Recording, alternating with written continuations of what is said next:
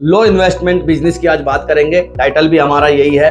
तो लो investment business में कितनी रिक्वायरमेंट है, क्या क्या चीजें लगने वाली हैं, तो आज इसी पूरी वीडियो में इसी सब पे बात करेंगे। मैं आपका दोस्त रिजवान सैफी। तो वीडियो लास्ट तक देखिए, हमें लाइक कीजिए, सब्सक्राइब कीजिए, फॉलो कीजिए। इसी तरह की वीडियो मैं आपके लिए लाता रहता हूं। तो जो भी लोग अपना नया बिजनेस शुरू करना चाहते हैं, थोड़े से इन्वेस्टमेंट से शुरू करना चाहते हैं, तो सबसे पहले उनके लिए जरूरी है कि वो ये सर्च करें कि आपके एरिया में, आपके गांव में, आपके देहात में जो सबसे ज्यादा आपको स्क्रैप मिलने वाला है, वो आपको केबल स्क्रैप भी हो सकता है, वो आपका पेपर भी हो सकता है, वो पानी की बोतलें भी हो सकती हैं, वो प्लास्टिक का कोई भी आइटम हो सकता है। तो आपने सबसे पहले जो अपने को ये देखना है अपने एरिया में कि अपने को सबसे ज्यादा जो चीज मिलने वाली है वो रिसाइकलिंग के लिए क्या मिलने वाली है, जो एनवायरमेंट में सबसे ज्यादा वेस्ट चीज निकल रही है। तो हम उसी टॉपिक के लिए बात करेंगे, उसी पर हम बिजनेस शुरू करेंगे और उसी के बारे में हम रिसर्च करेंगे। तो आपको सबसे पहले अपने लोकल में, अपने 50-60 किलोमीटर के एरिया में आपने सर्च करना है सबसे ज्यादा आपको रॉ मटेरियल क्या मिल रहा है। जो भी आपको रॉ मटेरियल मिले उसके बारे में समझना है कि मेरे को मंथली कितना मिल जाएगा, पर डे में कितना इसको स्टॉक कर सकता हूँ। इसी के साथ में आपको एक चीज और क्लियर रखनी है कि भाई इसका प्राइस क्या और सेल आउट के बाद इसका प्राइस क्या। ये चीजें भी आपको डिफाइन करके चलना है हाथों हाथ। जो भी आपको मटेरियल मिलने वाला है उसमें मैंने आपको फिर से बताता हूँ, केबल हो सकता है, पेपर हो सकती है, रद्दी हो सकती है, प्लास्टिक हो सकती है, रिसाइकलिंग से रिलेटेड कुछ भी चीज हो सकती है। उसकी आपका सबसे पहले आपकी प्लानिंग बहुत जरूरी है। इस पर आपको प्लानिंग करनी है। मेरा जो सोर्स है, जो कलेक्ट सोर्स है, जिसमें मुझे अपना माल इकट्ठा करना है, वो मेरे को कितनी तादाद में मिल रहा है और इसका जो सेल आउट पॉइंट है वो कहाँ पर है जहां पर मुझे इसको सेल आउट करना है, जहां से मुझे बीच का मार्जिन निकाल करके अपने पास लेकर आना है। इस तरह की प्लानिंग आप लोगों ने इस पे बनानी है। जब भी आप मार्केट में स्क्रैप के लिए निकलते हैं तो लोगों से जुड़ने की कोशिश कीजिए, रिलेशन बनाने की कोशिश करिए।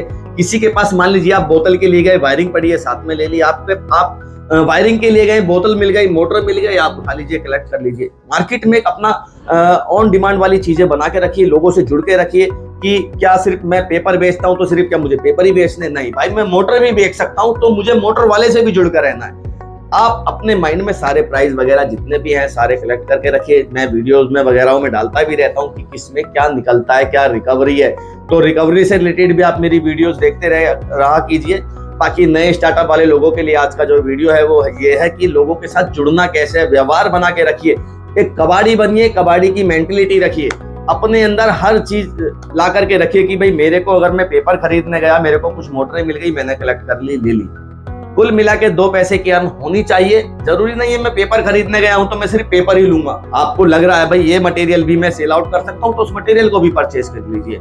लोगों के साथ जुड़िए। आपको वेस्ट कहां से मिल सकता है, आपको बिल्डिंग्स वगैरह तोड़ते हैं, आपको वायरिंग रिलेटेड वहां मिल जाएगी। प्लास्टिक पन्नी वालों के आपने देखे होंगे लोग बहुत बड़ी जगह पर स्टॉक करके रखते हैं, आप वहां से कलेक्ट कर सकते हैं। छोटे घूमने वाले, फेरी करने वाले जितने भी गांव देहात में लोग होते हैं उनसे जुड़िए, उनसे अपना नेटवर्क स्ट्रॉन्ग कीजिए, उनके साथ जुड़े रहिए। वो भी आपको अच्छी तादाद में मटेरियल दे सकते हैं अगर आप उनके साथ में जुड़े रहते हैं। साथ में हमेशा एक चीज का ध्यान रखिए, मैं डेली ही प्राइस अपडेट करता हूं। जब भी आप किसी चीज में फील्ड में घुसते हैं या रिसाइकलिंग लाइन में घुसते हैं तो वहां आपको, जैसे कि मैंने आपको बताया, आप मोटर भी लेकर के आ सकते हैं पेपर के साथ में। तो आपके माइंड में हर चीज का ना एक रेट होना चाहिए, हर चीज का एक एवरेज होना चाहिए कि यार मैं ये चीज मटेरियल परचेज कर रहा हूँ, इसके अंदर लोहा कितना है, कॉपर कितना है, या मैंने ये पेपर परचेज करा है, इसके अंदर पेपर के साथ में जो अलग टाइप की और रद्दी आती है, जैसे कि गद्दा हो सकता है, वो एक कॉपी हो सकती है, वो बुक्स हो सकती हैं।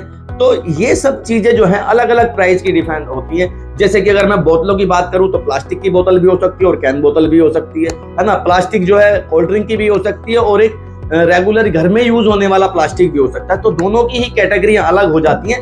तो दोनों का ही प्राइस आपके माइंड में बिल्कुल सेट और क्लियर होना चाहिए कि भाई इसका प्राइस ये है और इसका प्राइस ये है। एलडी किसको बोलते हैं, एलएलपी किसको बोलते हैं, पीपी किसको बोलते हैं, है ना। ये सारी चीजें आपको पता होनी चाहिए जब रिसाइकलिंग में घुसे। तो बहुत अच्छे से सर्चिंग करनी है, बहुत अच्छे से चीजों को समझना है। उसके लिए चाहे आप इतना भी आप अपना वक्त लगाओ, क्योंकि ये बिजनेस सीखने वाला है, ऑन प्रैक्टिकली बिजनेस है, थ्योरी बेस्ड बिल्कुल बिजनेस नहीं है। तो बिल्कुल माइंड क्लियर कर ले कि इस बिजनेस में अगर हम घुस रहे हैं तो हमें सीखना है और सीखना है। सीखेंगे तब हम इसमें करेंगे, तब हम इसमें अच्छा अर्निंग बना पाएंगे। जब भी आप कोई मटेरियल परचेजिंग के लिए कोशिश करें, अगर आपको उसका प्राइस पता नहीं है तो बिल्कुल मटेरियल परचेज नहीं करना है। यहाँ पर आप नुकसान उठा सकते हो कि आप इस तरह की मेरी बातों की भावनाओं में आ जाओ कि भाई रिजवान भाई ने बोला कि भाई पेपर के साथ बोतल उठा सकते हैं या मोटर उठा सकते हैं। अगर प्राइस नहीं पता तो नहीं उठाना है, पहले प्राइस को सर्च करना है, प्राइस की इंक्वायरी करनी है, अपने लोकल कबाड़े में पता करना है, बड़े कबाड़ी में पता करना है कि इसका क्या एवरेज चलता है।